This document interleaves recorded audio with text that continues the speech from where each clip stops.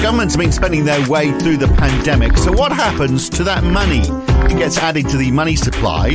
Then what? Today, we'll look at the impact of government spending and how we might be looking back at this time and as an example of how modern monetary theory really does work. It's the Debunking Economics podcast with Steve Keen. I'm Phil Dobbie. Welcome along. So the amount of money deposited in banks has reached record highs in many developed nations, countries that have been paying out for furloughed workers and the like, so there's been large amounts of government spending. Data from the St. Louis Fed, the FRED database, shows that across the United States, there were bank deposits totaling $17.5 trillion. That's basically how much money was sitting in people's bank accounts. Before the pandemic, that figure was $13.5 trillion. So this is consumer bank accounts, business bank accounts, the whole lot. So, but over those 2 years, $4 trillion extra in the United States. So, Steve, this money can only come from two places, can't it, really? It's either loans that have been created by commercial banks or it's government spending that has now found its way into those accounts. That's by and large where that $4 trillion come from. Yeah, this is the reason that it's, all of a sudden people are saving so much more money and wow, aren't they being frugal under COVID is such a joke because the money has been created by government spending. If the deficit hadn't occurred, the increase in savings wouldn't have occurred either. And in this sense, there's obviously not the intention of the policy, but it's the best confirmation of modern monetary theory you could hope for because the increase in deposits has been caused by the deficit. By and large, hasn't it? I mean, some of it will be because people have taken out loans, but that was sort of like early on, and then those loans subsided. And actually, we've seen people in many countries that then actually starting to deleverage. But this figure never goes down, does it? Once it's in there, so it was 600 million was the number of deposits, value of deposits in 1973 in the United States. 600 million. Now it's 17.5 trillion. And, it can only go down if, a lot of it is loans that have been paid off. And that's obviously not the case between then and now. Or the government takes it back, which means they push up taxes. So people pay that out of their bank deposits. But by and large, and this is another example of modern monetary theory being around, because it's just ongoing, isn't it? From 600 million to 17.5 trillion from 73 to now. Yeah, and like the most important one, the one we're talking about right now, if you look at Wednesday, March 11, 2020, looking at the deposits all commercial bank series from FRED was 13.5 trillion. You fast forward to July, which is a matter of 4 months, and it's 15.5 trillion. So that is, there's no way that people have suddenly, this is where the whole childish nature of neoclassical economics becomes obvious. Isn't people have saved this money into existence because they can't. If you save money, it means you spend less on somebody else. Your bank account will go up, somebody else's will go down. So individual saving can't be behind it. It's got to be something aggregate, and the aggregate is an incredible increase in the government deficit simply because that money was paid so that people could meet their financial commitments during COVID. And what those financial commitments mean in turn is that money has gone from, it first of all goes to somebody who's needs it to pay the rent. And when they pay the rent, it turns up in BlackRock's bank deposit account. But you see, it's interesting, isn't it? Because most economists will say, the reason why we ignore debt when we're talking about economics, which is your big thing, obviously, but the argument that's given by many people is, well, debt cancels each other out. It's if you owe someone, then that person's got that money, therefore that person can spend it. Which is which is making the mistake again. Just like people make a mistake of doing a household analogy for the government, they make a mistake of making an interpersonal loan as an analogy for banks. And interpersonal, I know from personal experience, you lend somebody money, you've got less spending power, they've got more. When they pay you back, if they pay you back, then the balance gets rewired and they can spend less, you can spend more. So it cancels it out. That's the way the neoclassicals think about it, but they're dead wrong, as we know from the Bank of England and the Bundesbank, let alone my own modelling on this front. Interpersonal loan transfers bank liabilities from one account to another. Bank lending creates new bank liabilities.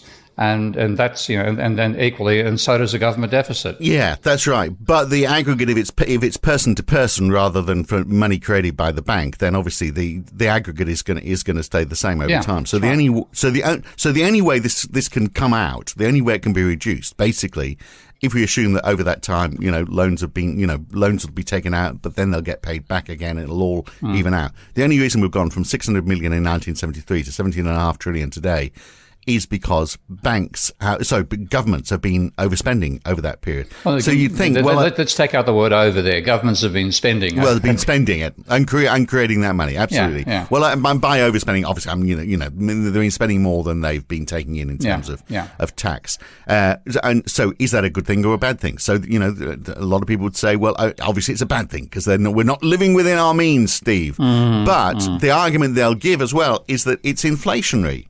And yet, it hasn't been, has it, since 1973? I mean, we've got more money sitting in people's bank accounts. It's not been at the same level. So in 1973, for example, that figure of 600 million, if I put it into an inflation calculator, so I think this one's from the Fed as well, which works out, the historic US CPI, and what that figure from 1973 would be today. It would be 3.7 trillion. But it's here at 17.5 trillion, so it's almost 5 times that amount. I mean, even before COVID, it was 4 times the 1973 figure. So it's not it's not creating inflation at the same rate that the money's being created. So what does that mean? Does that mean we're all actually better off because we've got more cash now sitting in our banks than we did have, and we've got more that even allowing for inflation? It would be if the money was created by the government running deficits, but most of that money has been created by the private banking system. So you've got more money, but that is balanced dollar for dollar by more debt, and then you've got debt service to pay on top of that. So and one of the classic things in the difference between how banks treat savings and how the government accounting of GDP treats savings is that savings at the national accounting level is defined as output minus consumption, and consumption is defined in such a way that it doesn't include payment of interest, etc., etc. So your financial commitments don't turn up a part of your consumption. So you can get, as we've seen in COVID, when you do the output minus consumption calculation, you find this enormous increase in savings. But when you look at the monetary figure, most of that so-called savings can actually be increased debt service. And there is no increase in the amount of money in individuals' bank accounts. The one that does give you that is what we've seen under COVID, and that's, again, that incredible increase, $3 trillion in 3 months.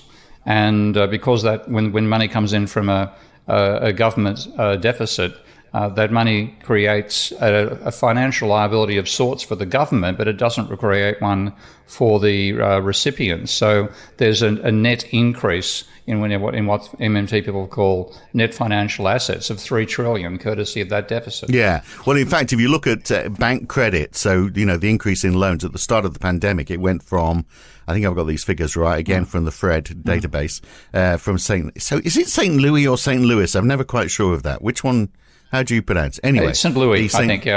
St. Louis, yeah. So from the St. Louis, actually, out of all the reserve banks in the States, I mean, they've got a mass of data on their website. But anyway, their bank credit figure went from 10 trillion to 10.8 trillion.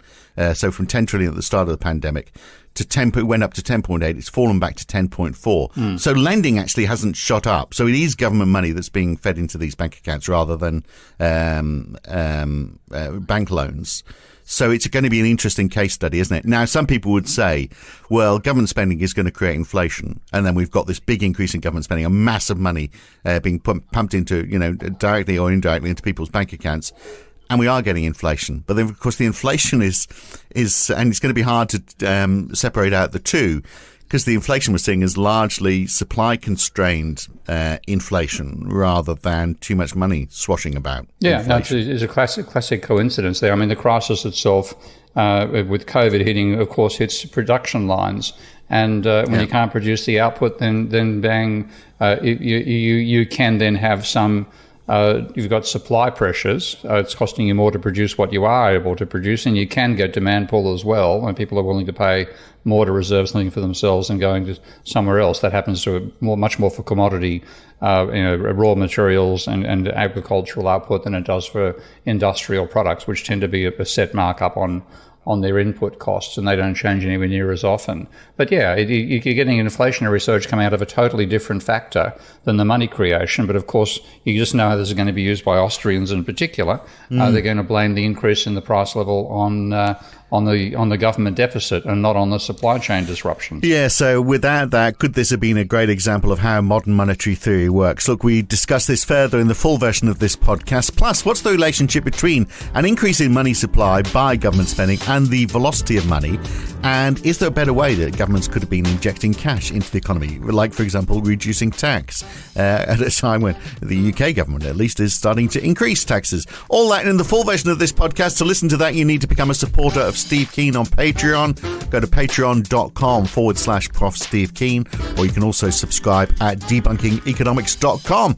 I'm Phil Dobbie, back with Steve next time when we look at the UK and European energy crisis and ask, could it have been avoided? That's next week on the Debunking Economics podcast. Thanks for listening.